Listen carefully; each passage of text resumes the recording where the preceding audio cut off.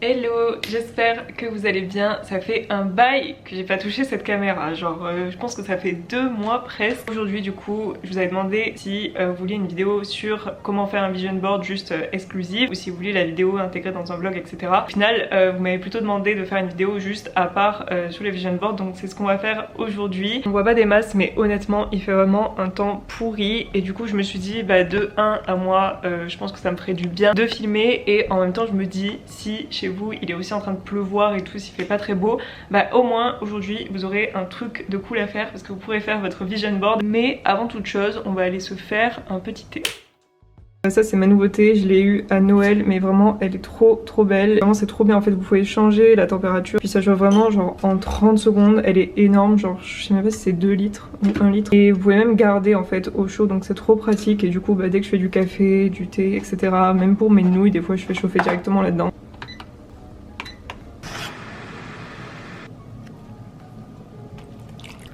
Donc j'ai fait mon petit thé juste ici. Aujourd'hui on va faire ensemble un vision board. Alors j'avais déjà fait une vidéo sur ça l'année dernière et franchement elle était plutôt pas mal. Mais du coup j'avais fait la vidéo en anglais puisque il y a un an au final je faisais encore mes vidéos en anglais. Et je crois que quelques vidéos après ça je me suis mise à faire les vidéos en français. Honnêtement c'est beaucoup plus simple pour moi, beaucoup plus simple pour vous, beaucoup plus simple pour tout le monde je pense. Et je crois que d'ailleurs ça vous plaît beaucoup plus en français. Petite précision juste, du coup je vais faire un récap de mes objectifs de 2021, et du coup j'avais fait un vision board en 2021, donc on va le regarder. Si vraiment vous n'avez pas envie de regarder ça, passez directement au temps que je mets sur l'écran et vous accéderez directement à comment faire un vision board à proprement parler. Mais c'est sûr que pour moi je trouve que c'est aussi important de revenir sur ce que j'ai fait l'année dernière, ce que j'ai réussi, ce que j'ai pas réussi, pour forcément donner mes objectifs de 2022. Du coup concernant 2021 je vous mets mon vision board juste ici, et donc vous voyez il y avait un peu de tout mais quand même pas mal de sport, pas mal de trucs style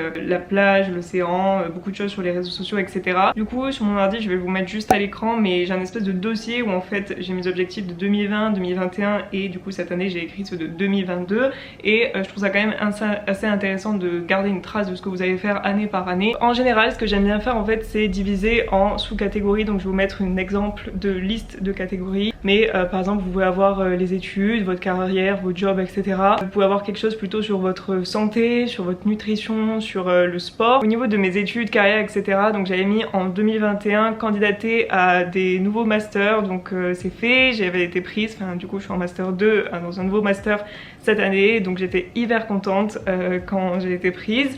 Donc ça je peux entre guillemets l'enlever de ma liste de 2022 parce que je ne veux plus faire d'études du tout. J'avais aussi mis obtenir mon certificat de personal trainer, et du coup je l'ai passé durant l'été 2021, donc ça aussi c'était grave cool, genre j'ai tellement aimé, j'ai encore mes manuels aujourd'hui et je les lis encore. Et j'avais mis si j'ai de l'argent, si j'ai assez d'argent de côté, faire un autre diplôme. Donc ça finalement j'avais pas assez d'argent pour faire cette formation, mais ça fait partie de mes objectifs 2022 puisque du coup là j'ai assez d'argent de côté pour me payer cette formation. J'avais mis peut-être devenir auto-entrepreneur ou pas, ce que j'ai pas eu besoin de faire en 2021, mais c'est sans doute quelque chose que j'aurais besoin de faire en 2022 puisque pour l'instant absolument tous les sponsors ou toutes les collaborations que je fais avec les marques je le fais gratuitement, mais disons que entre guillemets je pourrais déjà me faire payer. Et pour être payé il faut un statut, et du coup il faut se déclarer auto-entrepreneur. Ensuite j'avais toute une partie sur le développement personnel, donc ça change pas vraiment d'année en année, c'est un peu toujours la même chose même si j'essaie de varier des fois. Mais j'avais mis avoir plus de connaissances, donc plus de curiosité, mais ça je pense que c'est pareil pour tout le monde, on a envie toujours de savoir plus et de s'améliorer. Donc j'avais mis en 2021 écouter des podcasts 2 fois par semaine et lire 2 livres par mois à peu près, en particulier des livres sur la santé et sur les entreprises, le business, etc. J'avais mis avoir une routine de sommeil pour avoir assez d'heures de sommeil en fait, donc ça je vous rassure ce n'est pas du tout arrivé en 2021. Et surtout pas à la fin de 2021. Je n'ai jamais été aussi fatiguée que cette année, genre vraiment épuisée. Au niveau de mes objectifs en 2021 sur le fitness, la santé, etc., j'ai des objectifs très différents de ce que j'ai mis en 2022, vous allez voir. Mais par exemple j'avais mis avoir plus de flexibilité pour pouvoir faire le grand écart. Alors honnêtement en 2022 j'en ai absolument rien à faire de faire le grand écart, mais en tout cas en 2021 c'était quelque chose que je voulais vraiment faire. Je sais pas si c'est parce qu'il y avait des filles qui faisaient des grands écarts écart dans tous les sens. J'avais mis faire un marathon de 10 km. J'ai couru 10 km, je sais plus si c'était un marathon ou quoi, mais en tout cas j'ai couru 10 km déjà. Au niveau de mes réseaux sociaux, donc contenu, donc forcément j'ai beaucoup d'objectifs à ces niveaux-là. En tout cas j'en avais beaucoup en 2021 et j'avais mis faire grandir ma chaîne YouTube, et je trouve qu'en 2021 c'est peut-être le moment où je me suis dit que YouTube c'était vraiment le réseau que je préférais et que je m'investirais à fond. Et c'est vrai que je crois que je postais 2 fois par semaine, peut-être des fois 3, je sais même plus, mais en tout cas j'étais tout le temps en train de filmer, et j'ai un peu perdu à la fin à partir de septembre, tout simplement parce que j'étais hyper occupée. Et j'avais un dernier objectif en 2021 qui était de lancer mon podcast. Donc j'ai lancé Wellness Wave en avril ou mai 2021 je crois, et franchement genre je pense que vous avez beaucoup aimé. J'avais eu de très bons retours et j'ai adoré faire ça en fait. Genre le podcast c'est vraiment une autre plateforme où je trouve on peut vraiment parler beaucoup plus en détail, beaucoup plus longuement. C'est pas comme YouTube ou c'est pas comme TikTok, ça va pas en 2 secondes, et je trouve que c'est mieux pour parler de sujets plus importants. Et du coup ne vous inquiétez pas, le podcast n'est pas du tout mort, le podcast n'est pas arrêté, c'est juste que en fait j'avais fait une pause à la première saison et je voulais faire une deuxième saison, et vous verrez qu'en 2022 j'ai plein de projets autour du podcast aussi. Donc voilà un petit peu pour mes objectifs de 2021, et maintenant j'ai envie de vous parler de ceux de 2022. Mais d'abord j'aimerais vous dire qu'est-ce que c'est qu'un vision board, parce qu'il y a peut-être plein de personnes qui se demandent ce que c'est. Un vision board en fait c'est tout simplement mettre vos objectifs ou des choses que vous aimeriez faire durant l'année à venir. C'est pas forcément vous savez genre lancer une boîte ou avoir le job de vos rêves, ça peut être tout simplement avoir une meilleure peau, dormir plus, je sais pas, faire plus de sorties, plus de voyages, n'importe quoi, enfin des choses toutes simples de la vie. Vraiment faut pas forcément se compliquer la tâche quand vous faites un vision board. En tout cas des choses qui vous inspirent et qu'en fait vous allez mettre comme le nom l'indique sur une board, ou en tout cas une planche. Mais en tout cas c'est très simple à faire, et en fait ce que ça fait c'est que ça permet d'avoir vraiment une vision d'ensemble de ce à quoi vous aimeriez que votre vie ressemble. Une chose que j'aime bien faire quand j'écris mes objectifs, c'est en gros mettre l'objectif principal. Donc je vous prends un exemple, créer une vraie night routine, et ensuite en fait de mettre les plus petits objectifs, en tout cas les petites missions, les petites tâches qui vont vous permettre d'atteindre cet objectif. Pour avoir une vraie night routine, moi c'est dormir 8 heures par nuit, utiliser le sleep mode et focus, et j'avais mis lire avant de dormir, et ça je l'ai fait depuis plusieurs semaines et j'aime trop, genre vraiment ça vous pose.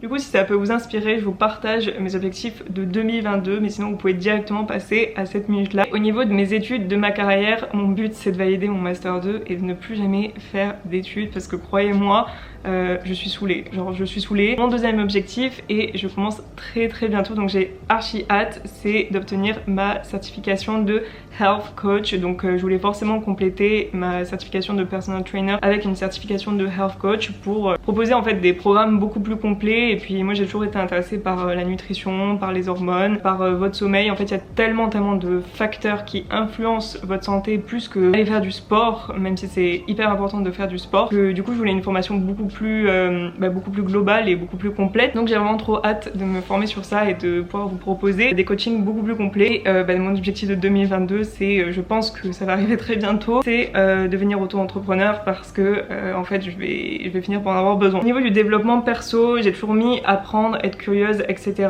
Et du coup j'ai mis écouter un podcast par semaine. Finalement mon objectif de 2021 c'était 2 podcasts comme je vous l'ai dit. Ça me paraît plus réaliste, j'ai beaucoup moins de temps, et un podcast c'est déjà beaucoup par semaine. Ma night routine je vous l'ai déjà expliqué. Et réduire mon stress, donc là c'est pareil que 2021, mais juste j'ai rajouté mettre mon téléphone en mode ne pas déranger le week-end. J'ai fait plusieurs modes, vous pouvez faire ça maintenant sur l'iPhone avec Focus. Pour mes objectifs de sport et de santé, j'ai un petit peu changé. Alors déjà je pense que j'ai changé les types d'exercices où je voulais avoir des pierres, et j'ai surtout changé mes pierres. Donc pour ceux qui savent pas, pierre c'est personal record, donc c'est votre rep max. Et du coup pour le hip thrust j'ai mis 150 kg, j'aimerais bien arriver à ce poids là, je pense que c'est faisable si je reste régulière. Pour le deadlift 80 kg, si je reste très régulière on pourrait peut-être y arriver à la moitié de l'année. Et j'ai vraiment le bas du dos archi sensible, et moi la dernière chose que je veux c'est me blesser, donc je fais extrêmement attention. 10 tractions, 10 dips, donc ça c'est faisable totalement puisque j'ai déjà fait. 120 grammes de prot par jour, ça fait très longtemps que je reprenais plus de prot, mais maintenant je reprends des prots et vraiment j'aime trop les prots, donc je suis très contente de avoir mis ça dans mes objectifs. Et 20% de body fat, donc pour ça du coup créer vraiment un léger déficit calorique avant de faire la prise de masse. Voilà, j'explique parce que sinon on va croire que je fais les deux en même temps et c'est pas logique. Manger plus healthy, donc essayer de faire des meal prep le dimanche. J'aimerais bien vraiment avoir plus de contenants pour avoir mes légumes triés, lavés, coupés et tout, mais c'est vrai que j'ai vraiment pas beaucoup de vaisselle. Écoutez, j'ai des cartons entiers, genre je crois que j'ai 10 cartons de vaisselle chez mes parents avec toutes mes tasses, alors tous mes trucs pour faire la cuisine et tout, c'est terrible. Et en apprendre plus sur la digestion, la nutrition, la gut health, les hormones, la connexion cerveau-intestin, etc. Donc tout ça de toute façon je sais que je l'apprendrai dans ma formation, donc c'est toujours intéressant. Pour les réseaux sociaux, j'ai un peu changé mes objectifs. L'année dernière j'avais beaucoup de choses du style avoir 10 000 abonnés sur tel truc, avoir 5 000 abonnés, avoir tant de vues, etc. Mais en fait les réseaux sociaux, même si c'est vrai, enfin les efforts que vous allez mettre dans vos réseaux et dans votre contenu, vos posts, etc. ça peut en fait vous permettre vraiment d'augmenter votre communauté et d'augmenter votre engagement et tout. Mais il faut savoir qu'il y a quand même une énorme part de hasard et il y a beaucoup de choses qui dépendent pas de vous. Et vous auriez beau poster 2 fois par semaine et faire du contenu de qualité, bah des fois vous allez pas forcément buzzer, vous allez pas exploser et du coup vous allez peut-être pas atteindre cet objectif. Et du coup, enfin j'ai vraiment eu envie d'enlever cet objectif pour moi parce que bah des fois ça peut être plus décourageant qu'autre chose et je préfère me dire mes objectifs c'est de poster genre 2 fois par semaine. Après si j'arrive à avoir 5K ou 10K, bah ça c'est entre guillemets c'est l'avenir qui me le dira, mais c'est pas dépendant de moi. Et bien sûr continuer le podcast pour 2022, donc pour la deuxième saison j'ai plutôt envie de faire des interviews et je vous explique pourquoi je le lance pas. Je sais que c'est débile, mais en fait j'ai absolument envie de changer la photo de couverture, sauf que c'est une photo que je voulais faire à la plage, etc. et du coup bah j'attends de retourner à la plage pour faire cette photo et je me vois pas en fait relancer le podcast tant que j'ai pas refait la photo. Je sais que c'est bête. Et ensuite j'ai plusieurs projets secrets de 2022, donc forcément je peux pas vous en parler ici dans la vidéo, mais ce n'est que des choses pour vous, donc j'espère pouvoir les lancer, j'espère pouvoir le faire, etc. parce que ce serait tellement cool. Et j'ai même mis des projets pour 2025. Alors ça aussi c'est quelque chose que je vous recommande, c'est de mettre des objectifs ou des rêves que vous avez même pour dans du plus long terme, parce qu'on sait jamais, enfin cette idée peut-être que vous l'utiliserez plus tard ou peut-être que vous en aurez besoin, et moi je me dis c'est pas grave, au moins c'est noté, au moins c'est là, je l'oublierai pas, et ça me rappelle quand même que un jour j'ai eu cette idée et que je suis capable peut-être de la faire. Et même si c'est dans 5 ans, bah notez-le. Voilà, c'est tout ce que je peux vous dire, notez vos idées, c'est hyper important. Assez parlé de ma life pour cette vidéo, mais du coup comment on fait un vision board concrètement? Donc l'étape 1, je vous l'ai dit, c'est vraiment de noter vos objectifs en fonction des différentes catégories et avec les différentes étapes. L'étape numéro 2, c'est d'aller sur votre Pinterest et de créer un nouveau tableau et de l'appeler Vision Board 2022 et d'enregistrer toutes les photos qui vous inspirent. Et ce que j'aime bien rajouter en général, c'est des quotes, donc ça fait toujours du bien d'avoir 2-3 quotes sur son vision board. Je trouve ça vraiment inspirant et motivant et ça me suit tout au long de l'année, donc n'hésitez pas à faire ça. La troisième étape, c'est d'aller sur Canva, où vous pouvez aussi utiliser Google Slide ou juste un logiciel de PowerPoint, et ensuite vous allez tout simplement venir faire glisser vos images et ensuite vous pouvez les resizer, vous pouvez les mettre comme vous voulez, vous pouvez mettre devant, derrière, et comme ça en fait vous pouvez vraiment organiser les images comme vous voulez.